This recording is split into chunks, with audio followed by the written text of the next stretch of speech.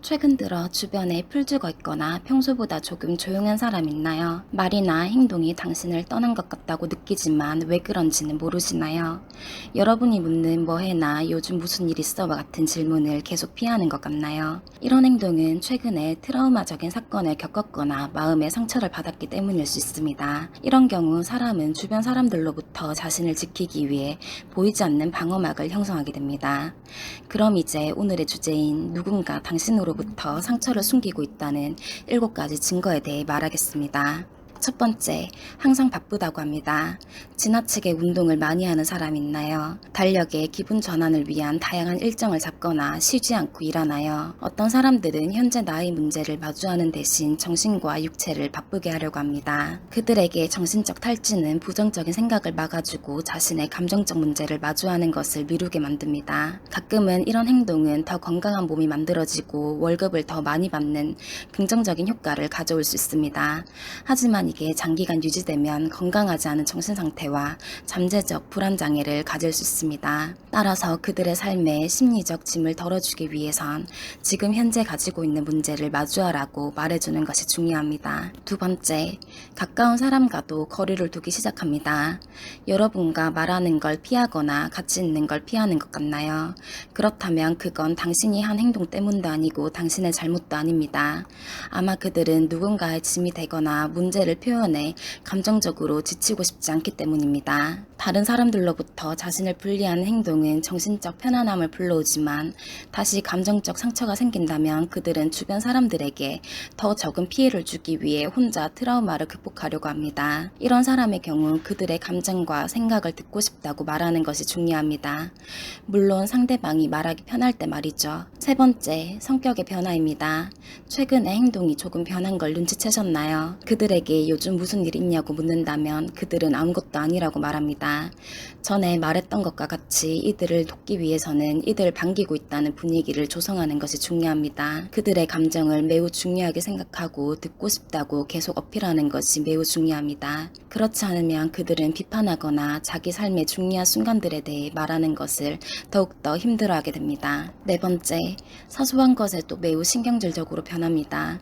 사소한 것에도 불같이 화내나요? 그저 가벼운 농담을 했거나 순간에 그들을 이상하게 쳐다봤을 수 있습니다. 여러분은 그들을 충분히 잘 알고 있다고 생각하기에 이런 행동은 용납할 수 있다고 생각할 수 있지만 그들에게는 그저 화를 돋구는 행동일 뿐이죠. 그들은 심지어 생각지도 못한 과거의 뒤끝을 잡고 늘어질 수 있습니다. 당신은 이런 그들의 행동에 상처받을 수 있습니다.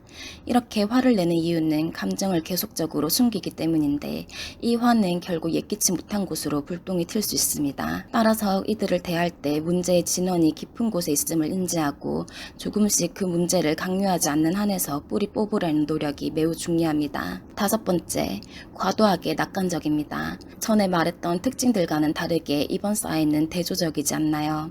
하지만 이들은 양면성을 띱니다. 긍정성은 심리적 웰빙과 자신감을 찾는 데 큰 도움이 됩니다. 하지만 과하게 낙관적인 사람들은 말이 되지도 않는 기대감을 자주 품게 되는데 이런 습관은 절대 건강하지 않습니다. 그들은 삶에 장애물이 생겼을 때 어떤 어려운 상황들이 생겨도 낙관합니다. 그리고 장애물을 극복하지 못했더라도 어떤 부정적 감정도 표현하지 않습니다. 심리학에서는 이런 행동을 낙관주의적 편견이라고 부릅니다.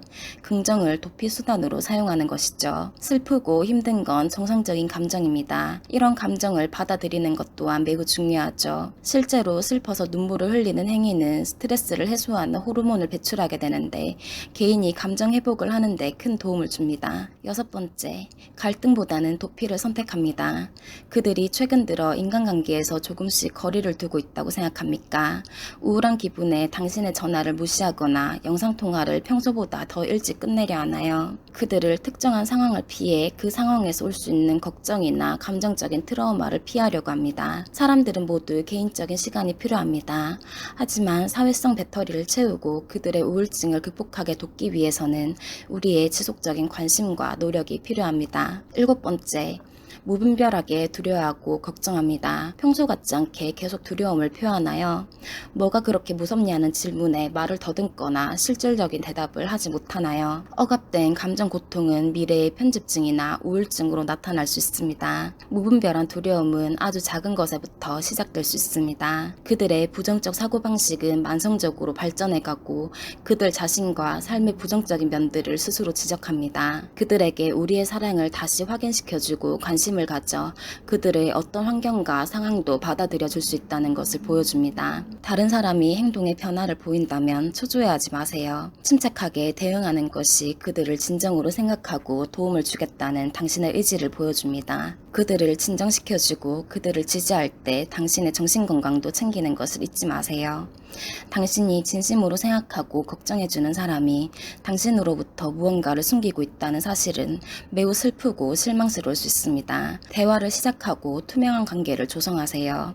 그러면 그들과 여러분의 관계는 어느 때보다 더욱더 끈끈해질 것입니다.